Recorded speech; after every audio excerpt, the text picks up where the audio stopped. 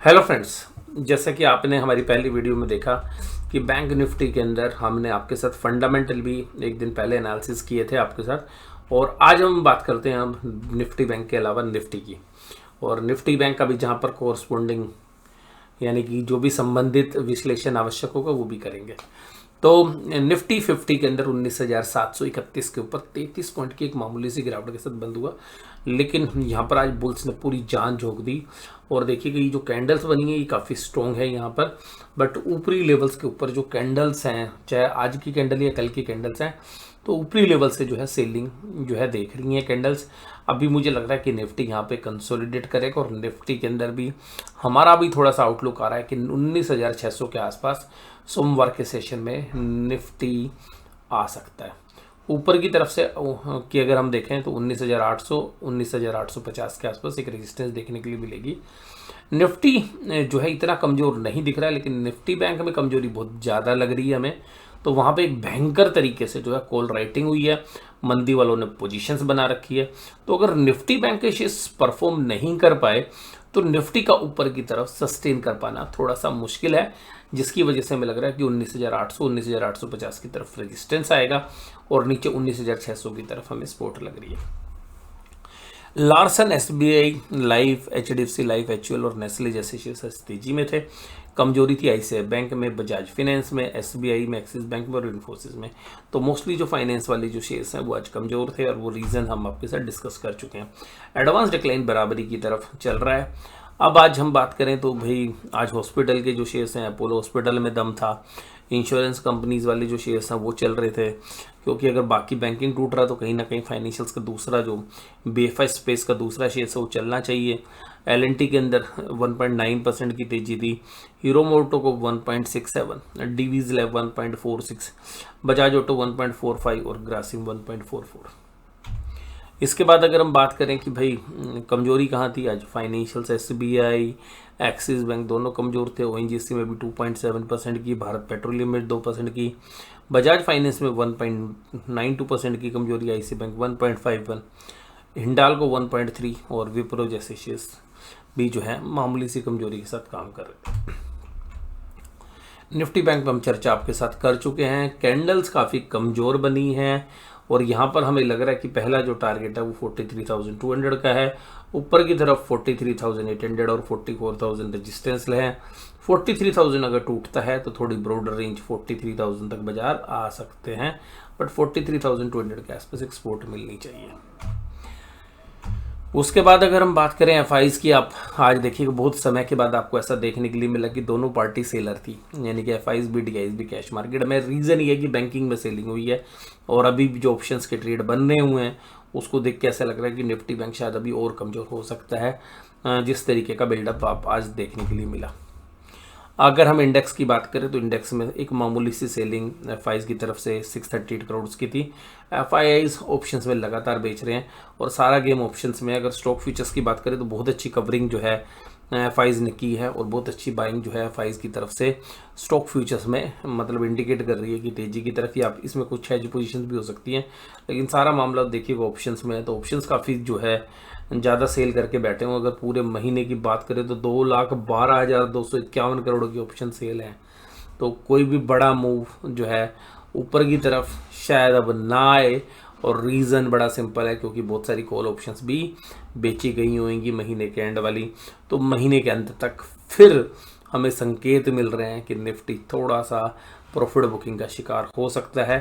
तो next week में के जो सेकंड पार्ट है, यानी कि थर्सडे और फ्राइडे के बाद बाजार को है अगले जो मंथली एक्सपायरी की तरफ मूव करेगा, तो वहाँ पर कुछ मूवमेंट्स ऊपर से सेलिंग के देखे जा सकते हैं उस समय पर, तो वो भी देखेंगे उसके लिए। तो लेकिन सोमवार को जो चर्चा है हमने आपके साथ की है, तो वहीं पर हम देख रहे हैं। इसके अलावा स्टॉक फ्यूचर्स में बैंक निफ्टी, जैसे मैं कल निफ्टी में बोल रहा था, तो निफ्टी के अंदर 0.8764 है। तो अब ये भी हो सकता है कि जैसे निफ्टी बैंक में भी कल यहीं पे थी पुट कॉल रेशो, और फिर निफ्टी बैंक टूट गया, तो ये भी हो सकता है कि अभी इसमें थोड़ी सी करेक्शन निफ्टी में भी आपको देखने के लिए मिले। बैंक निफ्टी हालांकि काफ़ी ज़्यादा सेलिंग हुई है आज, लेकिन फिर भी जो ऑप्शन चेन के डेटा वो थोड़ा सा लगा रहे हैं कि भाई निफ्टी बैंक में भी और पेन होगा। हालांकि ऐसी जगह पर ओवरसोल्ड मार्केट में थोड़ी रिकवरी आती है, बट फिर भी अभी ऑप्शन चेन थोड़ी सी वीक है। तो सोमवार को चाहे एक नैरो रेंज में रहे, बट ऊपरी लेवल्स पे प्रेशर हम देखते रहे हैं। Dow Jones industrial average flat है। ब्रेंट क्रूड हमारे लिए फेवरेबल हो गया, $80 के नीचे आ गया है। निफ्टी के अंदर ही इतनी जबरदस्त कॉल राइटिंग नहीं है, क्योंकि यहाँ पे कॉल राइटर पुट राइटर्स दोनों बराबरी पे खड़े हैं, बट स्लाइटली 19,800 के ऊपर एक अच्छी खासी कॉल राइटिंग हुई है। तो ये इंडिकेट कर रही है कि भाई यहाँ पर थोड़ा सा हर्डल आएगा, और यही हमारा दायरा है कि 19,800 19,900 में निफ्टी में सेलिंग आ सकती है। और नीचे पुट राइटर बहुत ज़्यादा एग्रेसिव है नहीं, तो पुट राइटर जब मिस हो जाते हैं और कॉल राइटर एग्रेसिव पोजीशन बना लेते हैं और वीकली एक्सपायरी के अगले दिन ही, तो थोड़ा सा ऐसा लगता है कि अब ऊपर की राह आसान नहीं है, बाजार ऊपर जाना अभी इतना आसान नहीं है। तो यहाँ पे या तो कंसोलिडेट करेगा या अब एक सेल ऑन राइज वाली स्ट्रेटेजी जो है आपको चलती हुई बाजारों में देखने के लिए मिल सकती है। अब देखिएगा यहाँ पर जो पूरे बाजार की हम अगर चर्चा करें तो स्मॉल कैप और मिड कैप इंडेक्स में जिस तरीके के रिजल्ट आए हैं, उन रिजल्ट्स को अगर आप डिटेल्ड में एनालिसिस करें तो आप पाएंगे कि स्मॉल कैप और मिड कैप वाली जो मार्केट है वो स्लाइटली ओवर वैल्यूड है। स्लाइटली तो मैं क्या कह रहा हूँ, थोड़ी सी ज़्यादा ही ओवर वैल्यूड है, और वहाँ पर एक जबरदस्त रिस्क बना हुआ है। अब आपको पता है कि अब चल रहे हैं स्टेट इलेक्शंस। अगले महीने की शुरुआत में आपको रिजल्ट आउटकम आने शुरू हो जाएंगे, और जो स्टेट के इलेक्शंस के रिजल्ट में अगर बीजेपी कहीं पर भी कमजोरी के संकेत देने लगे तो बाजार एक वोलेटिलिटी झेलेगा। और जब तक वहाँ पे अगर बीजेपी को कोई बहुत बढ़िया रिजल्ट नहीं मिलते हैं, तब तक बाजार वेट एंड वॉच की स्थिति में रहने वाला है। इसीलिए मुझे लगता है कि जो भी तेजी होगी वो सेल ऑन राइज होगी। और जहाँ तक, क्योंकि मैं पॉलिटिकल पंडित तो हूँ नहीं, लेकिन जो भी हम स्टडी करते हैं, पढ़ते हैं, सुनते हैं, जिस तरीके का एनालिसिस हमारे सामने आता है, वो सब को देख के ऐसा लग रहा है कि मध्य प्रदेश में काफ़ी चैलेंजिंग एनवायरनमेंट बीजेपी के लिए रहने वाला है। कांग्रेस ये देख सकती है कि राजस्थान में जनरली हर बार 5 साल में सरकार बदलती है, लेकिन कांग्रेस अब की यार इतना मतलब कॉन्फिडेंट है कि वो शायद बुरे तरीके से नहीं आ रहेगी, तो बीजेपी का भी प्रदर्शन शायद नेक टू नेक रहने वाला है। तो राजस्थान इतना आसान नहीं है। छत्तीसगढ़ के बारे में स्थिति क्लियर नहीं है, वहाँ पे बीजेपी अच्छा भी कर सकती है, ठीक भी कर सकती है, और आउट परफॉर्म भी कर सकती है।